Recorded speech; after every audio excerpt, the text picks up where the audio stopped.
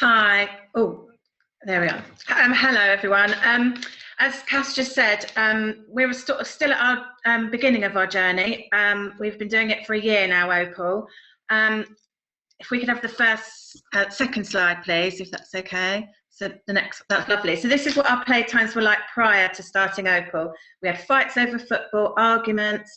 We had to staff 4 different rooms inside the school at playtimes and lunchtimes because children couldn't cope outside, which obviously is a huge problem. Loss of learning after lunchtime, as teachers had to sort out disputes. And we used to have like thinking time to reflect on their behaviour where they missed their play, but it was always the same children, so it obviously wasn't working. So as Cass said, here we were the snowflake school. If you saw Piers Morgan on Good Morning Britain, that was us. And we had the press at our door, and it went on for a while and it was awful. So I contacted OPAL and got in touch with Kurti, and we started our journey. Next slide, please. Unfortunately, COVID started as well. So we went into lockdown and I started OPAL at the same time. But I just thought, well, that's an opportunity to really concentrate on getting a plan, sorting the site out. And we started with 70 tyres we got free from a farm, and the children who were in over lockdown were washing them outside because the weather was so lovely and they actually had a marvellous time.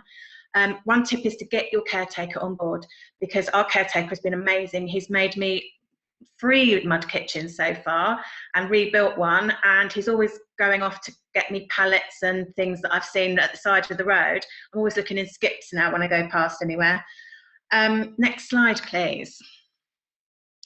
So the impact in such a short space of time has been truly amazing.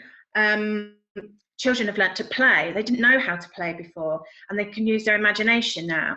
So we don't have any children inside at lunchtimes at all, and that's just in this short space of time. We don't have thinking time anymore. Don't have any fights. We might have some arguments because obviously children argue. Our first aid has reduced significantly. I think children were going inside first because they didn't want to be outside in the playground.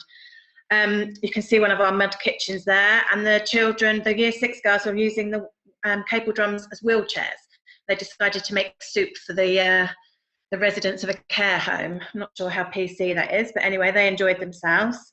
Next slide, please. Our children aren't afraid to get dirty anymore. This is another couple of mud kitchens we've got. Before we first started, they wouldn't dig up the mud. They didn't want to get their hands dirty. Now, literally, they go home filthy every day. And to be honest, we have not had any parents complaining about the mud. In fact, when I say, oh, sorry about their coat, they say, oh, but it looks like they've had a lovely time. So I think that is really important. And you can see when we had snow the other day on the right-hand picture, sorry, they were using the chunks of ice as chicken nuggets that they were cooking on the barbecue. So, and sprinkling the snow on as salt. So they did have a really good time. Next slide, please. Language and cooperative play has improved beyond my wildest dreams. I mean, they talk to each other, they problem solve, they have conversations which they would never have had before. And they're just working together. I mean, they spent ages making the castle on the left here, and they used a fleece as a flag and everything. So yeah, it's been great.